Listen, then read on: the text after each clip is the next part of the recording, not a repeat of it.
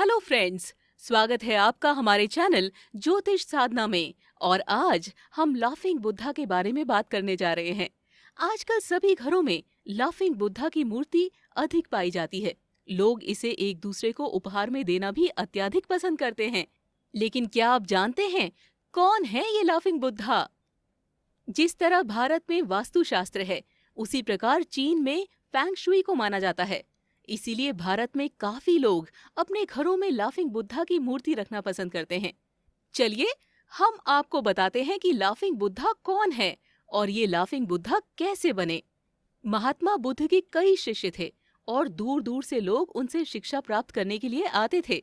वैसे ही एक जापान के होते ही महात्मा बुद्ध के पास ज्ञान हासिल करने के लिए आए और उनके शिष्य बने और कई समय तक गौतम बुद्ध द्वारा बताए गए मार्ग पर चले।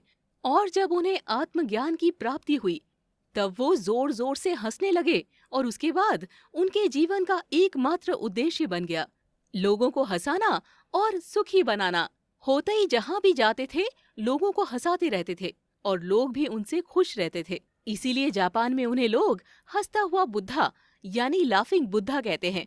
धीरे धीरे उनके अनुयायियों की संख्या बढ़ती गई और एक देश से दूसरे देश और पूरी दुनिया में लाफिंग बुद्धा प्रचलित हो गए। जबकि चीन की मान्यताओं के अनुसार लाफिंग बुद्धा चीनी देवता है।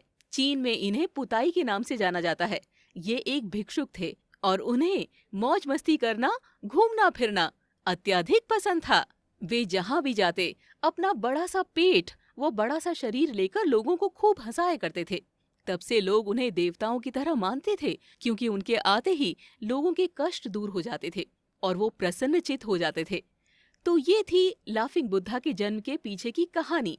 लेकिन क्या आप जानते हैं किस तरह की परेशानियों के लिए आपको किस तरह के लाफिंग बुद्धा को अपने घर में रखना चाहिए? लाफिंग बुद्धा को घर के मुख्य द्वार पर रखना चाहिए, ताकि घर में प्रवेश करने वाले व्यक्तियों को वो अवश्य दिखाई दे। घर में खुशहाली और समृद्धि बनाए रखने के लिए हंसते हुए बुद्धा की प्रतिमा रखनी चाहिए। प्रतिमा को ऐसे रखें जैसे वो घर में प्रवेश करने वालों को दिख रहे हों। घर में धन की वृद्धि के लिए ऐसे बुद्धा की प्रतिमा रखनी चाहिए जिनमें उनके पास थैला हो और वो हंस रहे हों। लेकिन इस बात का भी ध्यान रखें कि लाफिंग बुद्धा की पीठ पर जो थैला हो वो खाली ना हो, भरा हो। अगर वो थैला भरा हुआ होगा तो वो ऊपर और फूला हुआ दिखाई देगा। ऐसी प्रतिमा रखने से घर में धन की वृद्धि होती है। इस मूर्ति का मुख घर के द्वार की ओर होना चाहिए। इससे घर का अर्थ चक्र सुचारू रूप से चलता है। इससे नई आमदनी का रास्ता खुलता है। अगर आपका भाग्य का पक्ष कमजोर है तो आप दोनों हाथों में कमंडल उठाए हुए लाफिंग बुद्धा की मूर्ति अपने घर में रखें।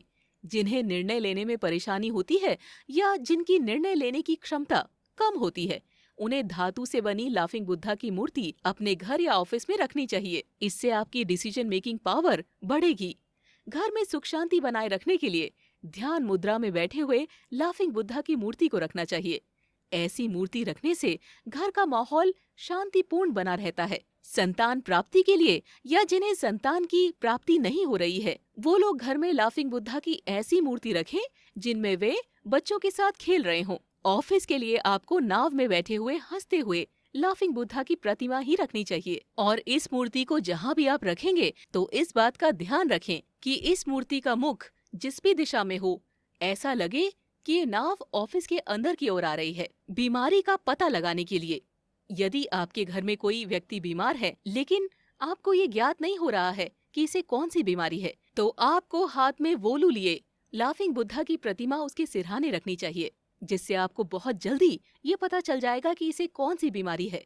वोलू एक चीनी फल है जो पीले रंग का होता है। जादू टोने के असर को काटने के लिए अगर आपको ऐसा लगता है कि आपके घर में या आपके ऊपर कोई जादू टोना या तंत्र विद्या करता है, तो आपको ड्रैगन पर बैठे हुए लाफिंग बुद्धा की मूर्ति को आपके घर में रखना चाहिए। उपहार के लिए, यदि आपको किसी को उपहार देना है तो लेटे हुए लाफिंग बुद्धा की मूर्ति आपको उपहार में देनी चाहिए।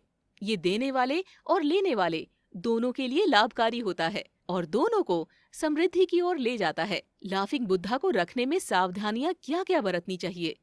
लाफिंग बुद्धा को आप कहीं भी रख सकते हैं, बस इसे आपको डायरेक्ट जमीन पर नहीं रखना है, जमीन से 3-4 फुट की ऊंचाई पर ही हो या अलमारी पर रखें। इन्हें उसी तरह पूजनीय स्थान पर स्थान दें जैसे आप भगवान को देते हैं। आप इन्हें अपने मेहमान कक्ष में रख सकते हैं, जैसे कि आने वाले लोगों की नजर इन पर पड़े। कहा जाता है कि अगर आप किसी को लाफिंग बुद्धा उपहार में देते हैं या आपको कहीं से उपहार में मिलता है तो उसका प्रभाव और भी अत्यधिक तीव्र गति से होता है।